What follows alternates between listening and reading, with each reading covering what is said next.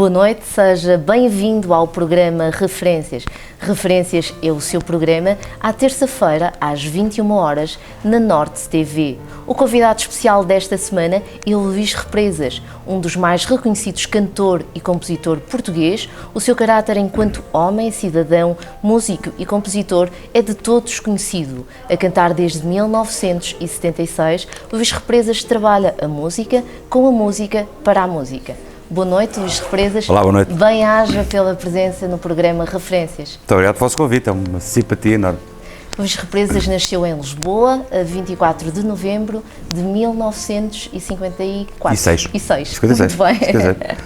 56. Estou ali rés da passagem do Escorpião para o Sagitário.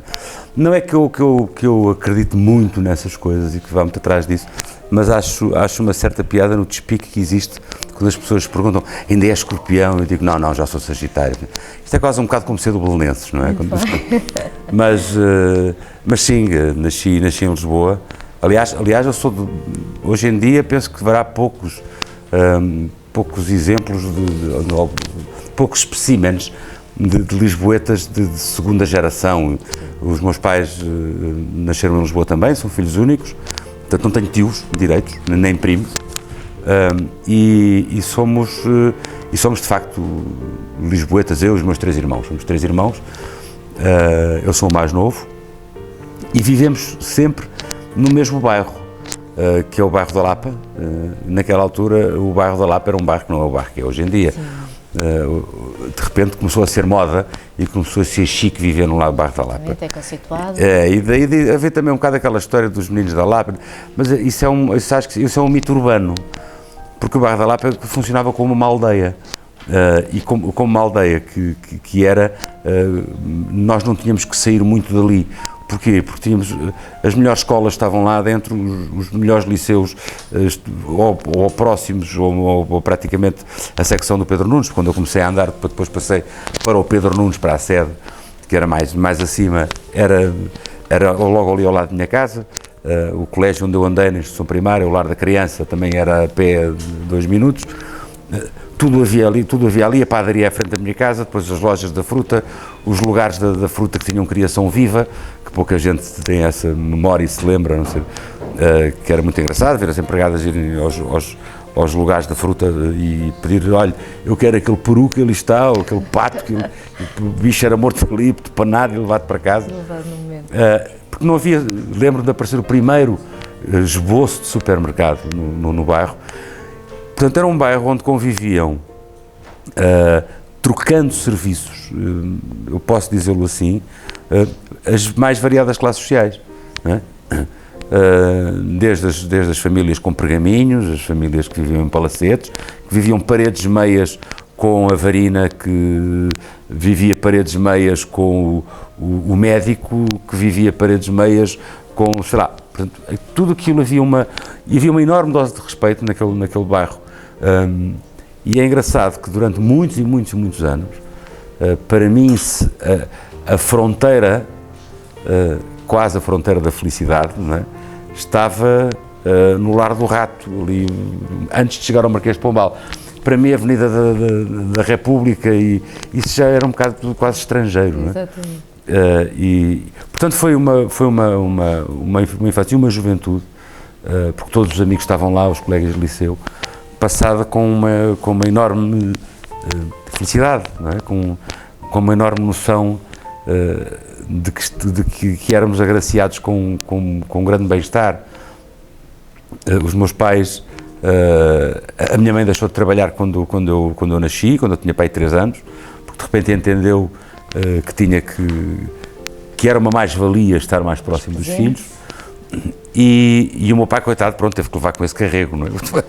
E então teve de se esforçar mais, e eu acho que foi de facto uma coisa que eu lhe hei de agradecer eternamente, porque além de ter feito, o meu pai fez toda a carreira dele na emissora nacional, começou na rádio, foi trabalhar para pagar os seus estudos, para acabar os seus estudos em Economia e Gestão, mas era um apaixonado por rádio e começou a fazer rádio, entrou para a emissora nacional como locutor, concorreu a locutor. É muito engraçado porque ele era gago E então, imagino, nessa altura as coisas eram muito sérias, não é? Um locutor da rádio, em cima da Rádio Nacional, tinha que passar tinha que fazer um concurso, não é? Tinha que fazer um curso de locutor e passar o concurso. E ele ia para casa com aquele velho método de pôr pedras na boca e falar ao espelho para se corrigir. E por aí fora ele entra de facto e é admitido como locutor na emissora nacional, naquela leva de gente como o Dom João da Câmara, o Pedro Motinha, Maria Leonor, e ele vai nessa leva. Depois, pelo curso que tinha, deixou os microfones. É muito engraçado porque, além disso, também foi sócio do Lança Moreira, que eram as produções Lança Moreira, que eram produções desportivas, né? E acabou por ter também um jornal desportivo e fazia relatos de bola, enfim. Sou bastante dinâmica. Aliás, o lema dele, ele tem um ex-libris, ou tinha, diz, e porque a vida é curta, e de facto para ele foi, de tudo um pouco em pouco tempo.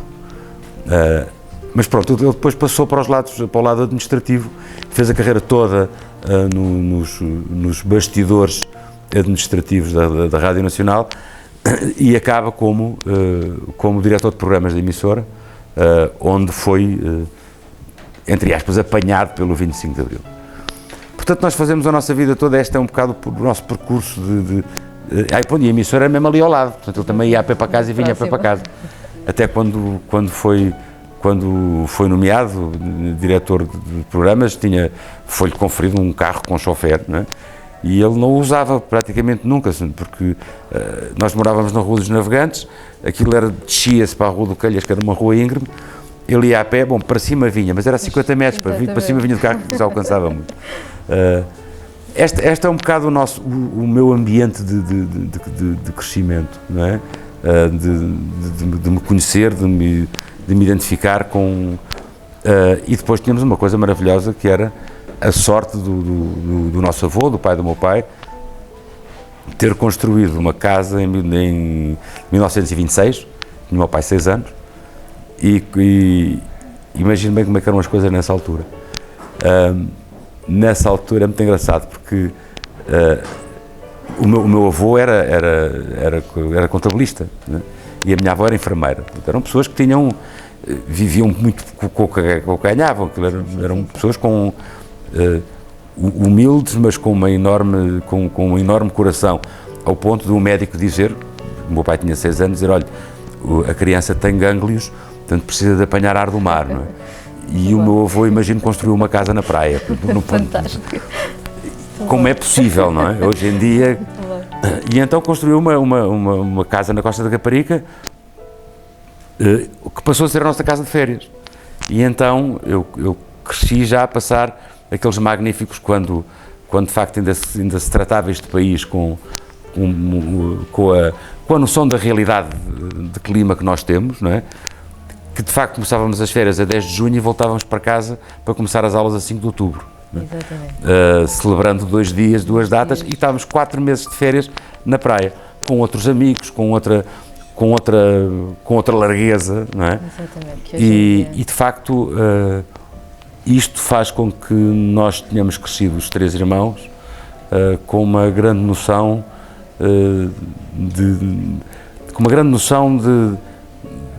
de liberdade, ainda que vivêssemos num país onde a liberdade não era uma noção, sequer. Luís, um cheiro de infância. Um cheiro de infância. Um cheiro de infância. O cheiro da cera.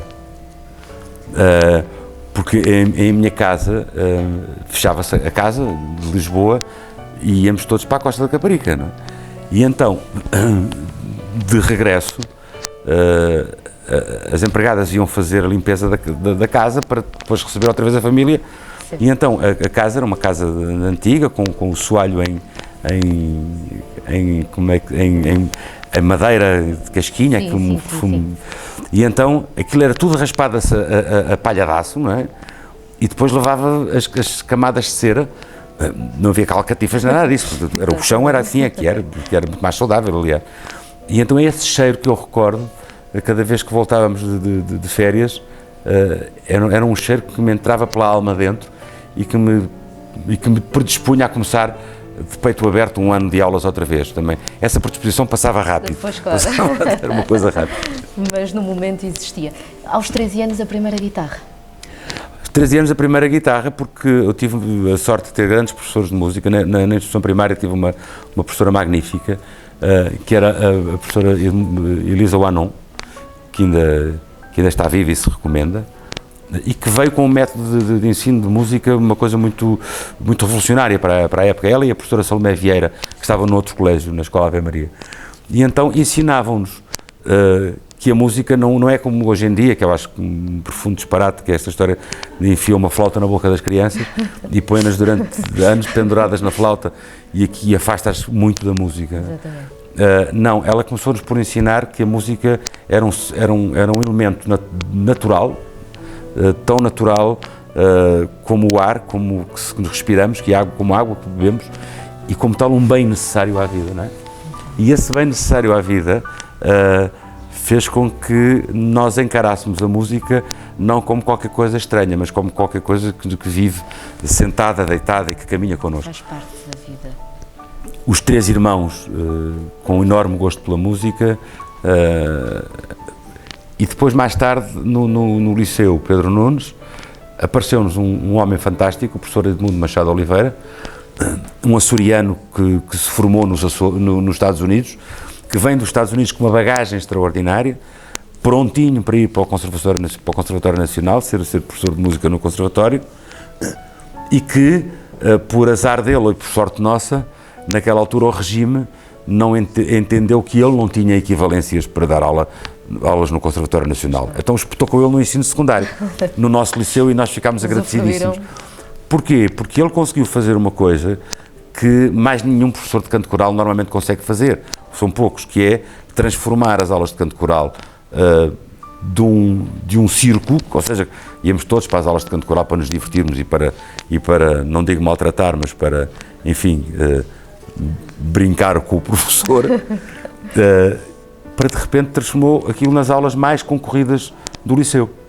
E transformou o liceu numa casa com 1000 e não sei quantos alunos, onde se respirava música. Exatamente. Nós íamos depois das aulas para aulas pós-horário ter com ele, uns queriam tocar, outros porque queriam... E depois formou um orfeão de 300 e tal figuras. Havia um homem extraordinário e que nos pôs a tocar uns com os outros e a trabalhar uns com os outros. E então aí passou...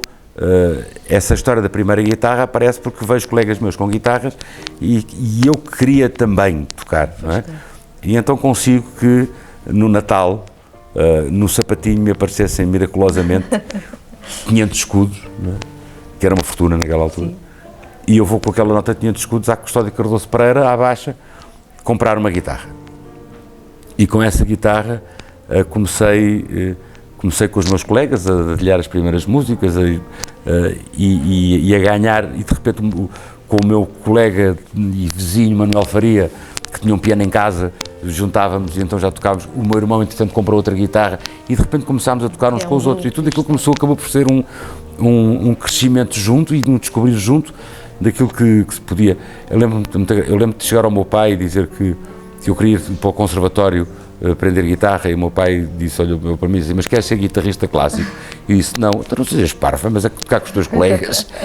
E pronto, e então aí começam a guitarra começa a ser uma parceira de bons e menos bons momentos. Com certeza que sim. Uma traquinice da juventude. Sei lá. Eu não era muito traquina, eu acho que eu não era muito traquina, de facto, não. Nunca fui muito traquina, porque senão lembrávamos já de uma data delas, não é? Mas não me lembro assim de fazer grandes disparates e grandes traquinices. Não tenho de facto essa memória, a sério. A ideia do Estrovante surge em 1976. É um bocado no seguimento desse como é que se chama, desse grupo de amigos que se vai juntando. Bom, 76 ao 25 de Abril, abrem-se as janelas, portas por todo lado, informação. Eu era um profundo ignorante político, profundíssimo ignorante político. Eu lembro perfeitamente quando de estar na televisão e dizer na televisão, chegou o Álvaro Cunhal, o secretário-geral do Partido Comunista Português, eu voltar-me para o meu país assim, Partido Comunista, mas isso existe, cara, eu fazia a menor ideia. Era muito engraçado porque esse meu amigo, Manuel Faria, era profundamente politizado, porque vinha de uma família muito politizada, da família Lima de Faria, e ele fazia parte do MAESL, fazia parte dos grupos todos de esquerda e contestatários, e eu era da Mocidade Portuguesa porque montava a cavalo, estava em cavalaria, ou seja, era muito engraçado, éramos muito amigos, mas vivíamos em mundos diferentes, mas também coincidentes em muita coisa. Dá-se o 25 de Abril e tudo aquilo toda essa janela que se abre e essa realidade é debatida com o meu pai e curiosamente há aqui qualquer coisa que não é, vou utilizar uma palavra descoincidente, ou seja, vamos lá ver, não estávamos tão distantes assim, eu e o meu amigo Manuel Faria. Porquê? Porque esclarecidas as coisas, contadas as histórias, tivemos uma ajuda enorme do nosso pai para que houvesse um esclarecimento em relação àquilo que se passava, o que não é, e que ele, de uma forma, acho que fantástica, me deu e aos irmãos completamente asas e apoio para que nós fizéssemos as nossas escolhas políticas e partidárias que quiséssemos, sempre com a mesma exigência que era, se escolheste, é para fazeres bem aquilo que escolheste, se escolheste é para seres responsável por aquilo que escolheste. E então nessa altura fomos para a União dos Estudantes Comunistas, eu e o meu irmão, eu primeiro fui para a Luar, ainda por outros lados, mas é nesse ambiente político e de juventude política que nós começamos a tocar juntos, não é? E essa formação é muito curiosa porque tem como centro um homem chamado Francisco Viana, um poeta comunista, que escreve poemas. Estamos numa altura em que a música era muito eu não queria dizer panfletária, mas muito de ação direta. Exatamente. E então os poemas eram todos muito nessa corrente de pensamento. E o Trovante começa aí, vem daí, vem desse encontro na luta político-partidária, etc. E esses amigos todos se juntam e em 76 somos convidados para gravar o primeiro disco que gravamos em 77. E é curioso como todos nós queríamos ser outra coisa. Não é? Eu queria ser médico, o meu irmão João Nuno queria ser designer, o Manuel Faria queria ser engenheiro eletrotécnico, não é? Mas fomos envolvendo de tal maneira com a música, que a música foi-nos envolvendo de tal maneira que acabou por se alapar ao nosso colo e fazer com que nós nunca mais alargássemos. Hoje Represas, acabou de sair agora o seu novo CD.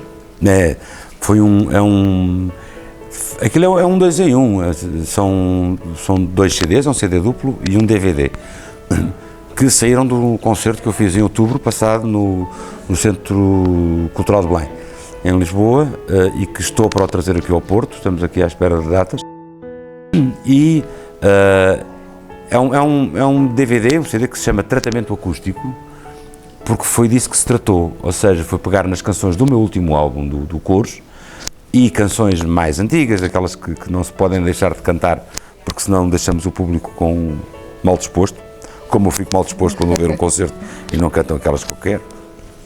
Mas, e pegar nessas canções e fazer passar essas canções para um registro sonoro que não é o original, ou seja, retirá-los daquela zona de conforto que elas já conheciam e pô-las acompanhadas por um piano acústico, um contrabaixo e 4 vozes. E eu, obviamente, com as minhas guitarras. Tudo aquilo se passa muito com muitas madeiras, tudo que passa tudo com um ambiente muito quente. Muito quente, e onde é como se fosse uma rede que alargasse a malha, não é? E que houvesse uma maior, ou que o ar passasse mais de uma forma mais fluida e as canções chegassem melhor aos ouvidos do público. Há aqui uma outra exigência, uma outra delicadeza, uma outra o Herman José dizia no outro dia assim, pois isso é tipo um trabalho de relojoaria, um trabalho muito mais minucioso, porque a exposição é muito maior, estamos todos muito mais expostos, não é? E depois houve aqui uma coisa que me fascinou, que foi convidar dois grandes nomes, o Ricardo Ribeiro, português, que é uma voz fantástica do fado, e não só, mas é uma alma antiga, ele é um jovem, mas é uma alma antiga, uma voz profunda, e que pegou nas suas músicas, cantou as suas músicas com este acompanhamento, com este registro, e o Stuart Sukuma, que é um músico moçambicano, um grande nome da música moçambicana e da música africana, que é um músico com uma enorme pujança, com uma energia fantástica. E habituados estamos nós a vê-lo acompanhado por grandes bandas, por grandes coros, etc. E pegou nas suas músicas, ou seja, viu as suas músicas também sujeitas a este tratamento acústico. É isto que este DVD mostra o espetáculo na íntegra, ou seja, não há edições, não há qualquer tipo de truncagens no meio daquilo tudo. Quem se sentar em casa a ver o espetáculo, a ver o DVD, é como se estivesse a ver o DVD no Centro Cultural de Belém. Eu acho que só assim é que faz sentido. Exatamente. E foi de facto uma experiência para mim notável, porque também estou habituado a ir muito para cima do palco com grupos enormes, e pela primeira vez também fui fazer um espetáculo com esta dimensão, com um formato completamente diferente, ou seja, aqui eu também dei uma cambalhota e quis fazer uma coisa totalmente diferente. Portanto, este DVD que está aí é quem o vir, se calhar vai-me ver numa maneira que nunca me viu. Diferente. É tão bom, não é? Chegar ao fim de quase 40 anos e continuar a fazer coisas que a gente nunca se viu. Mas isso é a pessoa que é e a paixão com que se envolve. Eu estava a ouvir, eu estava a pensar em Fernando Pessoa. O homem sonha, Deus permite e a obra nasce. Pois, ele tinha razão nisso, não é? Ele de facto tinha razão, não é? Preciso sempre, às vezes temos que ser um bocadinho teimosos, não é? Temos que ser um bocadinho teimosos e dar a volta por outros lados para conseguirmos levar as coisas. Porque ser feliz não é fácil. Absolutamente. Há que trabalhar para ser. É trabalhoso, mas é gratificante. Claro. Eu sei. Os anos passam, mas os momentos, o tempo, isso permanece. Claro que sim. Eu tenho uma não sei se será uma faculdade, será, mas deve ser um bug qualquer, falando em linguagem mais informática, um bug qualquer no meu software, que é apagar os momentos menos bons. Os que de facto não interessam. Sim. Porque há uns menos bons que interessam, não é? Exatamente. Que é para termos essas referências, Sim. porque é preciso voltarmos e revisitarmos esses menos bons para os percebermos cada vez melhor, porque há uns que naquela altura não percebemos e vamos a percebê-los Mais tarde. Vimos percebê-los mais tarde, mas apago-os, de facto, e fico com essas memórias. Eu gosto de ver a vida como um edifício que se constrói, e aqui a vida como profissional confunde-se com a vida, não é? No meu caso, eu comecei com 20 anos, 19 anos, e o que é certo é que com este edifício que vamos construindo, e quando já estamos no andar, no meu caso no 58º andar, nós somos capazes, e conhecemos tão bem o nosso edifício, que somos capazes de descer à cave para irmos lá buscar a informação que precisamos, ou para arranjar alguma canalização que se estragou, não é? Porque às vezes também se estraga. Sim. E temos a capacidade depois e a possibilidade de tranquilamente voltarmos a subir pelo mesmo caminho e não sermos de repente apanhados de surpresa por uma escada que não vai dar a lado nenhum. Exatamente. E essa percepção que eu tenho, esse respeito que eu tenho por esse edifício, tem fundamentalmente a ver com essa capacidade de guardar e de ter de não viver agarrar ao passado, mas viver intensamente o presente, com uma tentativa de ver o futuro de uma forma saudável. Imagine que eu vou que eu tenho no passado um saco de sementes. Sim. E que eu pego nesse saco de sementes quando vou ao passado e o lanço para o futuro, e o presente serve como uma enorme mangueira, um regador que me vai regando esse futuro. É mais ou menos isto, sim.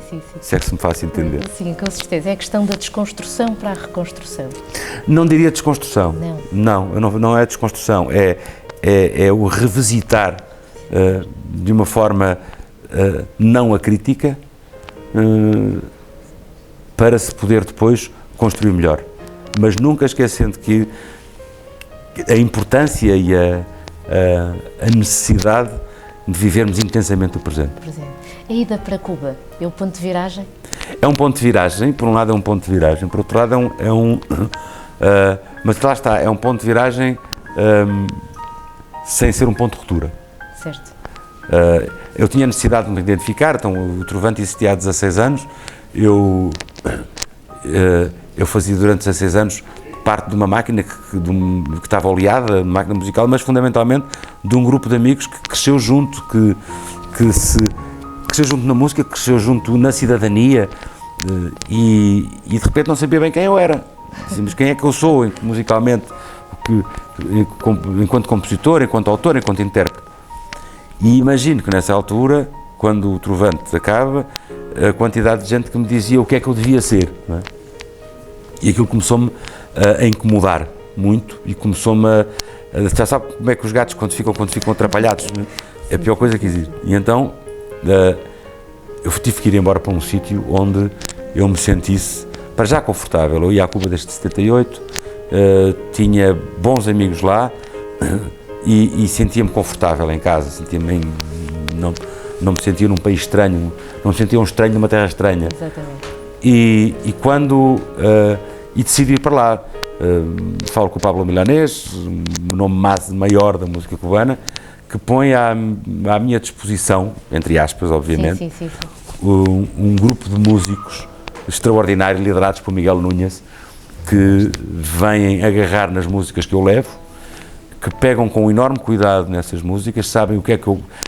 percebem-se, entendem muito bem o que é que eu gosto, o que é que eu quero, o que é que eu procuro lá, e tratam com a noção e a seriedade de dizer: este não é um músico cubano, é um músico português, mas gosta de passear por estas zonas musicais e por estas realidades, e o que é certo é que eu, com esse primeiro disco, consegui ver-me ao espelho e perceber: este sou eu. Identificação.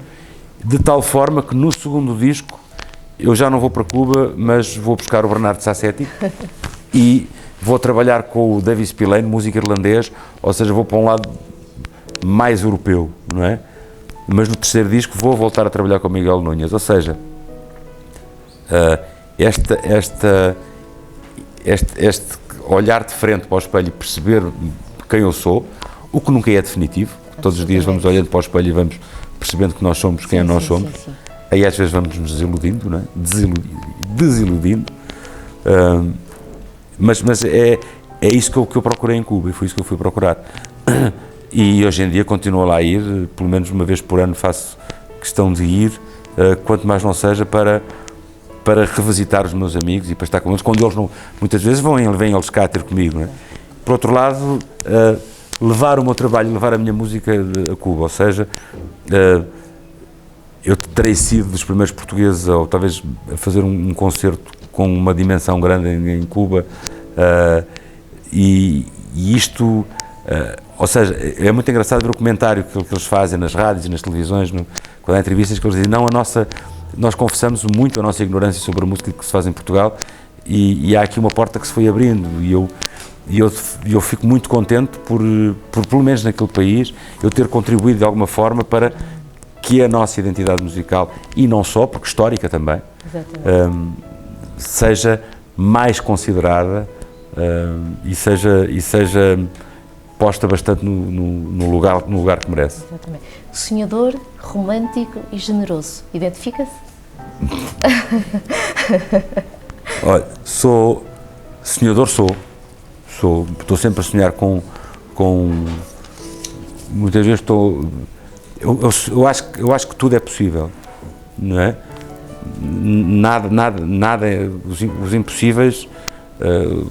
os impossíveis são coisas que os impossíveis existem para se tornarem possíveis. Essa é a função deles.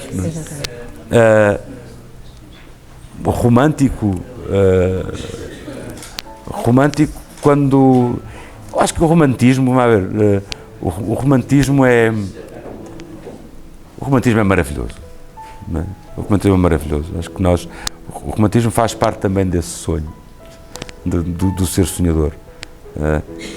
É tentarmos sempre ver a vida do lado possivelmente brilhante e iluminado, não é? Eu acho que essa é muito a essência do romantismo. Generoso quando posso, não é? E muitas vezes gostaria de ser mais, porque a generosidade, eu acho que a generosidade é uma palavra perigosa. Eu gosto mais da palavra solidariedade. Sim.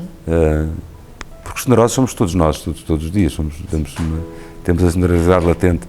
Eu acho que a solidariedade é qualquer coisa que nos obriga a ser mais comprometidos.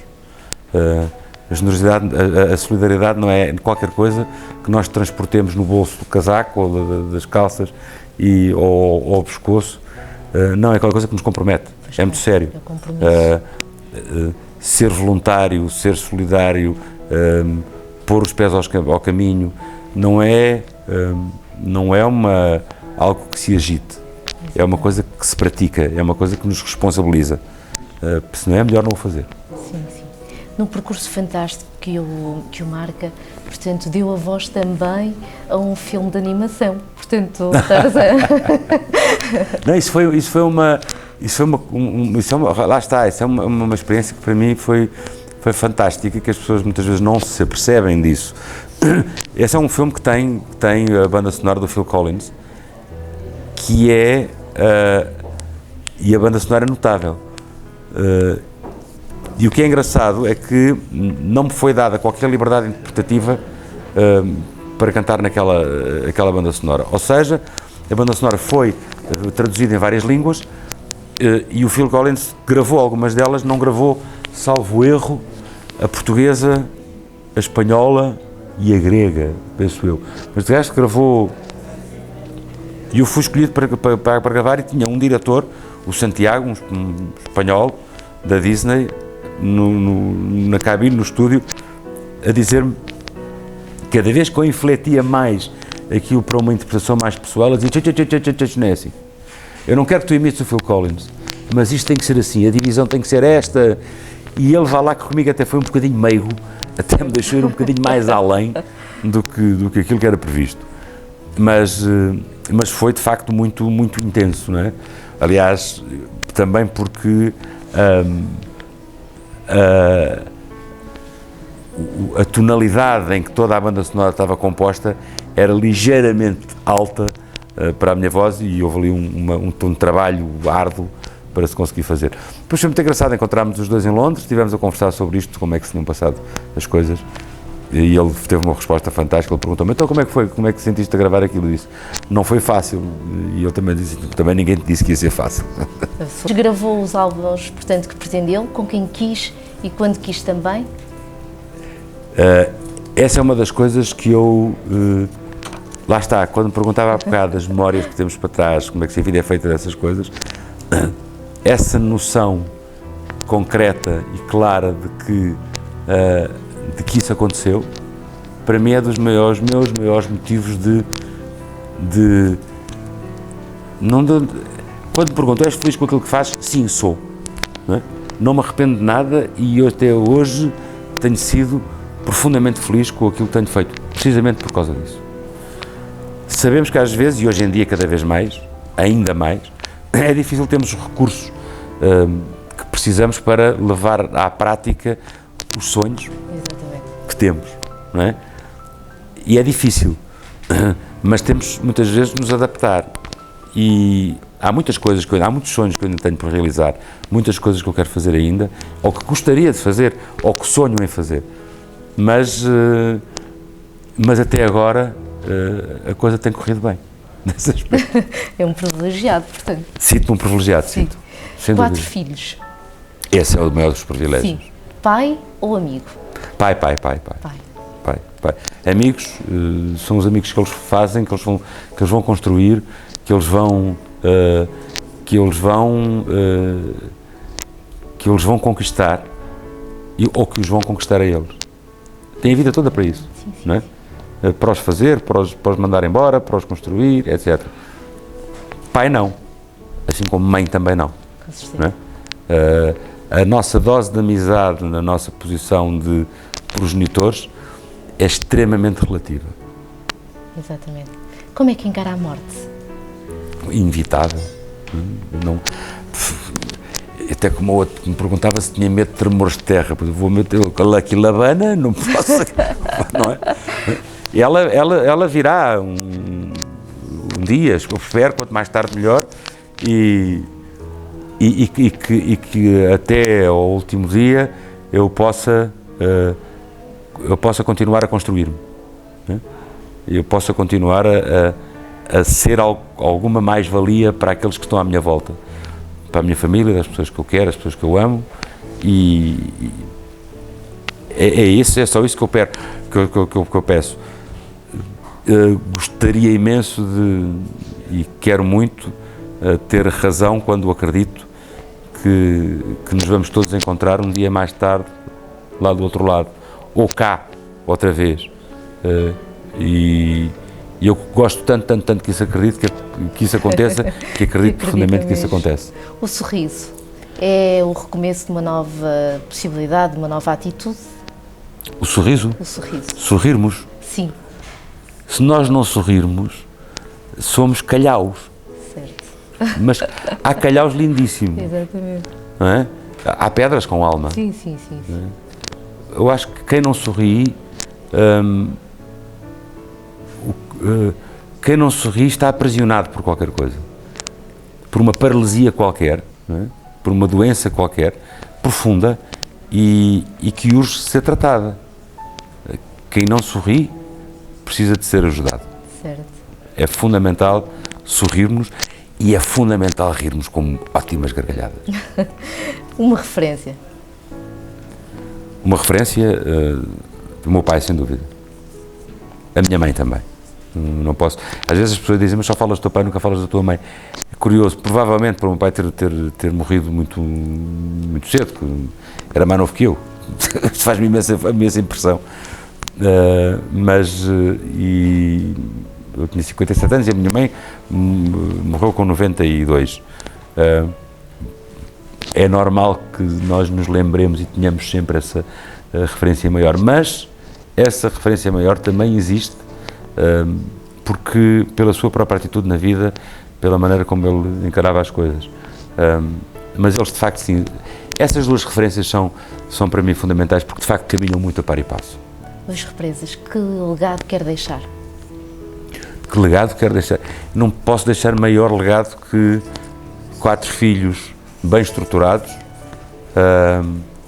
prontos para a vida, apostados nos mesmos valores e que de alguma forma sigam um pouco daquilo que foi mais, ou aquilo que foi melhor absorvido daquilo que eu lhes quis passar. O resto, a música que eu deixo, os momentos que eu deixo que as pessoas, isso são coisas que cada uma das pessoas guardará para usar como quiser e para distribuir, e estão para ser distribuídos por aí. Luís Represas, bem-aja por ter aceitado o convite para estar no programa Referências. Muito obrigado. Quanto a nós, até para a semana. Referências é o seu programa, às terças-feiras, às 21h, na Norte TV.